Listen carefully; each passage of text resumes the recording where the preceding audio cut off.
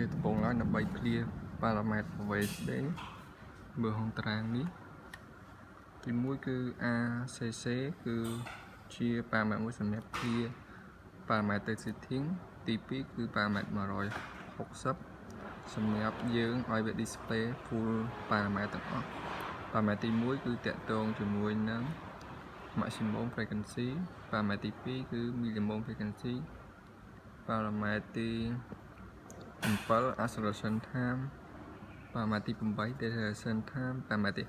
6សម្រាប់នឹងចរន្តរបស់វាទី73សម្រាប់ analog input យើង select យក0នេះគឺវាប្រែប្រួលពី0ទៅ10វ៉ុលparametទី83គឺសម្រាប់តង់ខ្យង motor ហើយនឹង paramet 79គឺជា operation សម្រាប់យើងបញ្ជានៅខាងក្រៅដំបូងឡើយយើងដើម្បី clear យើងចូលនៅក្នុងធ្វើម៉េចសំខាន់ជាងគេគឺឲ្យវានៅក្នុង view បើវានៅជាប់ extension សិតអត់តាន់កើតទេអញ្ចឹងយើងចូលពាក្យ mode ខ្ញុំដូរយក paramet 73យក paramet 79 set ហើយយើងយកលេខ0មក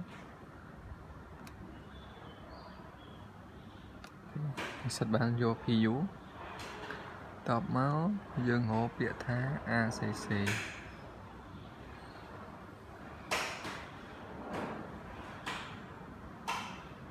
នេះ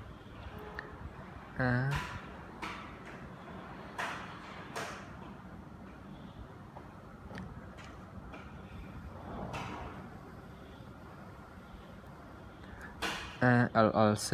ហើយយើងយកពាក្យ set យើងយកតម្លៃដាក់1មកអូខេអញ្ចឹងគឺចប់អញ្ចឹងខ្ញុំនេះអញ្ចឹងយើងបញ្ជាលេងកាតដែរ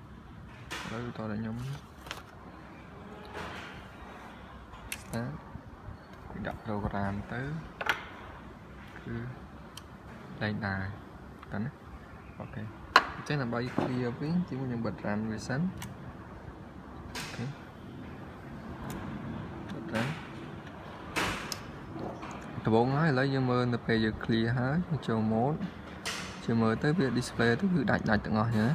អញ្ចឹងដំបូងឡើយខ្ញុំតើធ្វើអីវិញយើងចូល paramet ទី160សិនយើងអត់សិតយក99យើងសិតយក0ដើម្បីបង្ហាញ full paramet អូខេតមកឥឡូវខ្ញុំចាប់ផ្ដើមសិតពីទី1មក paramet ទី1គឺ frequency maximum នឹងសិតឥឡូវវាចប់120ឥឡូវខ្ញុំយកតែ50 Hz ទេវាការពារឲ្យយើងដាក់តម្លៃខុសទៅកុំឲ្យវាឡើងហួសពី50ជើងយើងសិតយក50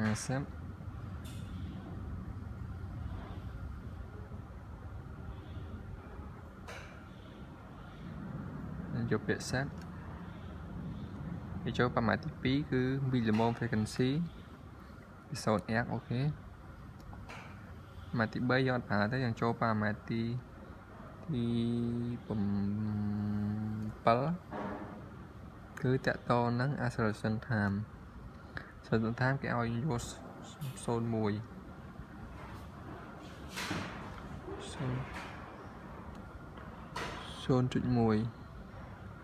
ខេខ្ញុំសិត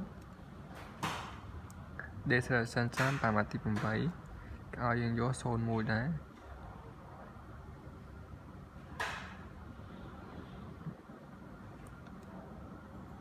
អូខេតមកយើងចូល paramet ទី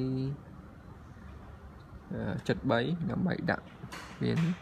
ដើម្បីហើស analog ដែលទៅឲ្យវាតតង់ក្នុងប្រមាណយក paramet 73មុន73យើងយក0អូខេតមកយើងចូល paramet ទី83ដាក់តង់ខ្យង motor សិន200ចាចឹងតម្លើងយក220ខ្ញុំយកពាក្យ set អូខេហើយយើងថយរហូតដើម្បីយើងប្រើជាមួយនឹង PLC តោះយើងយកពាក្យជា extension ខាងក្រៅ eternal អញ្ចឹងយក 879យើងលេខ2 ពាក់សិតឃើញ LED នេះ load មកហើយនេះ load ចប់ហើយចឹងអូខេ